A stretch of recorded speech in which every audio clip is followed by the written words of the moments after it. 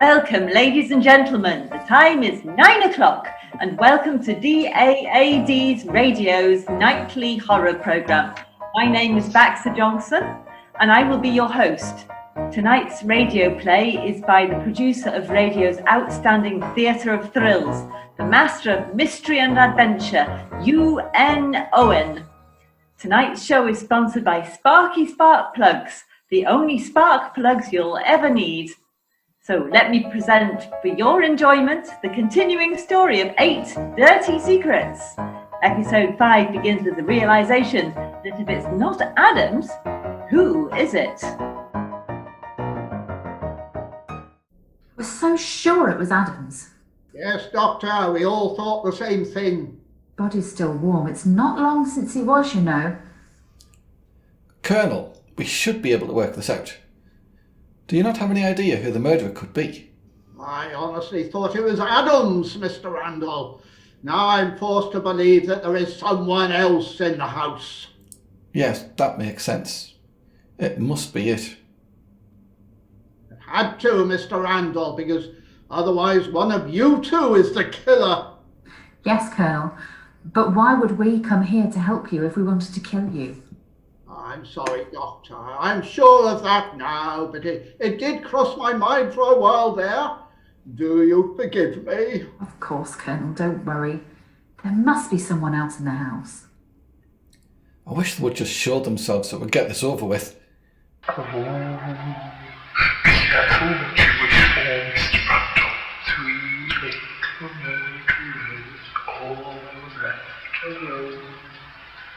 Who will be next? Soon they'll be gone. It's never late. Now they are free.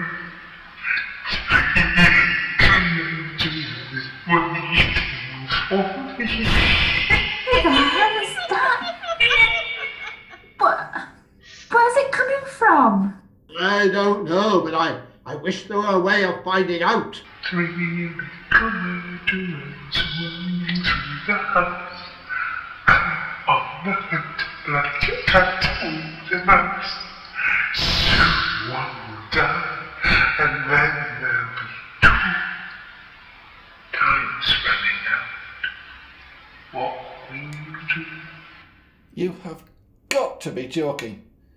What do we do now? We must stay together. But where is the safest place? What about the dining room? There's literally only one way in and one way out of that room. That we know of. What about the secret passages? It's our best bet. We can't stay here.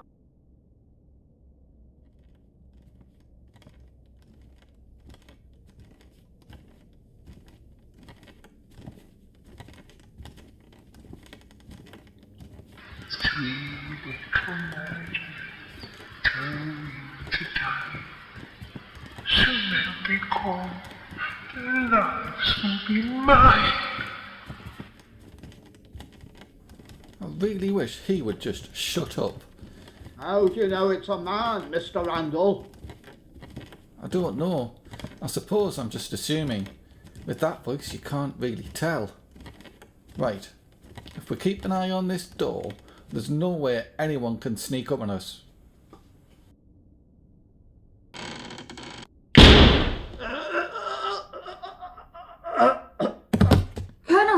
Colonel, are you all right? Get him, Mr. Randall. Promise me they won't win. Oh my God. Colonel, no! Only 2 left, waiting to die. Which will be next to catch the murderer's eye?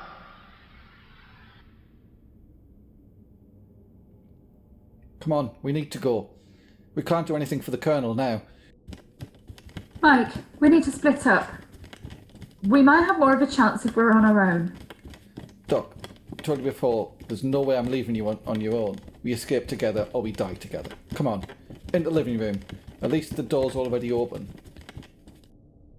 Remember our date on Saturday? Mike? Sorry, just trying to stay positive. Tick-tock, time is running out. Hide while you can, hide while you might. I wish I could tell if they were getting nearer. He must have bloody speakers all over the house. At least we will see him when it comes through the door. There's only one way into this room. Hold on, what about the secret passage? Doc, quick, behind the chair! Two little murderers hiding in the room. Soon they'll be dead, having met their doom. Will you please shut up? You're going to run out of rhymes. Why, Mr. Randall, don't you like my rhymes? Since they upset you, maybe it's your time. Your time has run out, Mr. Randall. Only 2 left, and then my job will be done. 8 little murderers all getting the justice they deserved. What gives you the right to decide that? It's my party, and you'll die if I want you to. If you would like to come out and join your friend, Doctor. Why are you doing this? Who are you? Ah, yes, Doctor. The big question, the big reveal. Since you don't have long left for this world, I may as well tell you. My name is Armstrong. Mrs. Elizabeth Armstrong. I invited you here to my family home. And now I'm the one who's going to end your lives. You're insane. You can't believe you'll get away with this. Well, who is there to stop me, Mr. Randall? Once you two are gone, it will be finished. And every murderer will have answered for their crimes. But why? Why have you killed all these people? What have they done to you? Do you want to know, Doctor? Do you really want to know? Well, let's start at the beginning. Your good friend, the Colonel. Why would I kill him? It was my brother who fell in love with the Colonel's daughter, the one the Colonel sent to die. The ironic thing is, the Colonel thought he was a pauper, and yet it wasn't true. He was the next in line to the Armstrong fortune, and that idiot Colonel killed him because he wasn't good enough for his precious daughter. But what about everyone else? Surely they didn't all do something to you? So naive, Doctor. So naive. Mr. Jackson, the article he wrote about the company owner, that was about my husband, Sir Arthur Armstrong. Because of Jackson, I lost the love of my life. When that employee attacked him, it was Jackson and Stevens to blame. Stevens sold Jackson the story, and Jackson couldn't even be bothered to check the facts. Then Adams and his greedy wife, they were the servants for my grandmother, Lady Beatrice Stevenson. They suffocated her just to get their hands on her jewellery. And do you know what makes it worse? She was leaving them money for looking after her for all those years. Far more than the value of the stupid jewellery. But they couldn't wait, and they killed her, and damn them, I hope they rot in hell. Okay, but what about me? I've never met your family. Oh, haven't you? I believe you did in fact meet my daughter's only child, Mr. Randall. She's the woman you got pregnant and dumped. You killed her, Mr. Randall, as if you drove that car yourself. I tried to find it, to tell her I would marry her. Oh, too little too late, Mr. Randall. But what about Miss Ross? What had she done to you? It was my son. My son! The producer who she used and destroyed. She never loved him. Just used him for power. That evil bitch, she got what she deserved. So that just leaves me. Oh God. I've just realised. Yes, Doctor. I think you've probably guessed. I am the patient you saw last month, who you refused to help. I begged you not to make me live my remaining 8 weeks in pain, gradually fading away. As if I hadn't lost enough. You condemn me to lose all dignity, along with control of even my body. I suppose you wish now that you had agreed to help me die with some dignity. After all, Doctor, if it wasn't for your precious principles, all of tonight's guests would still be alive.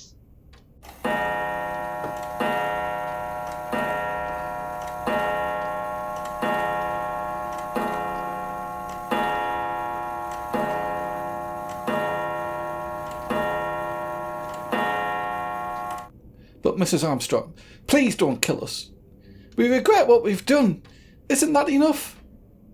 No, Mr. Randall. All my guests tonight deserve to die. You all hurt and destroyed people in my family, and not one of you will leave here alive. But we've answered for our crimes. All of us carry the emotional scars of what we've done. Every single day, I think about the patients I couldn't help. That's a little too late, Doctor. What the hell? What was that? Give it to me! Quick, Doc, grab the gun! Oh, no, you don't. You're not going anywhere. Get against the wall. But you won't shoot me, Doctor, will you? You won't kill me. You haven't got that in you. You wouldn't shoot me in cold blood. Some people have murder in them, Doctor, and some don't.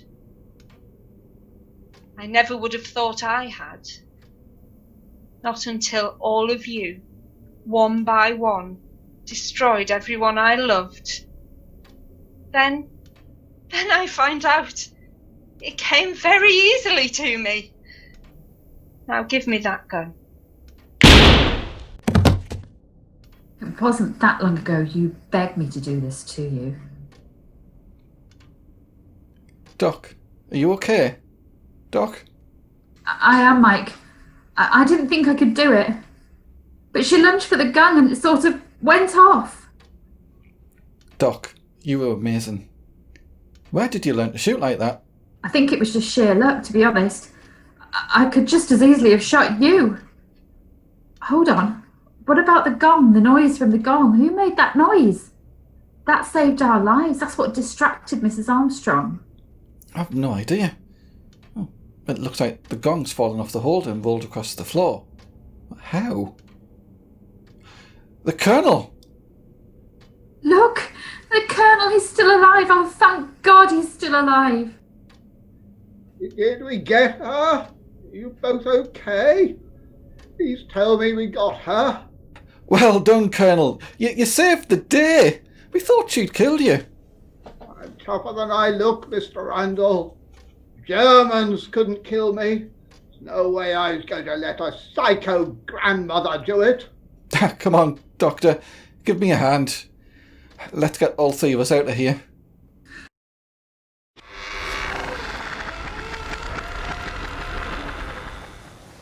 So what now, Colonel? Go to the beach and try and attract someone's attention, Doctor. Anywhere that's away from this damned house.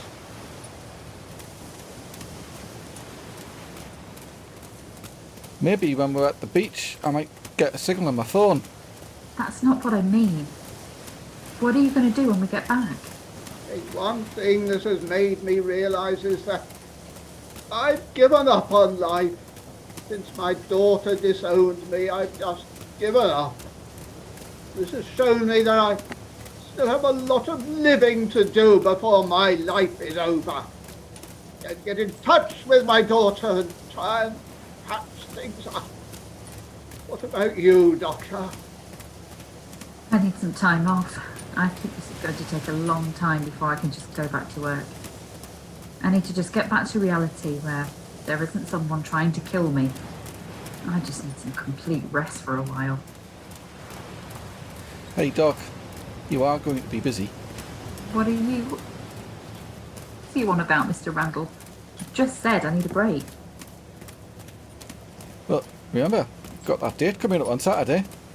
And if I get my way, there'll be many more to come after that.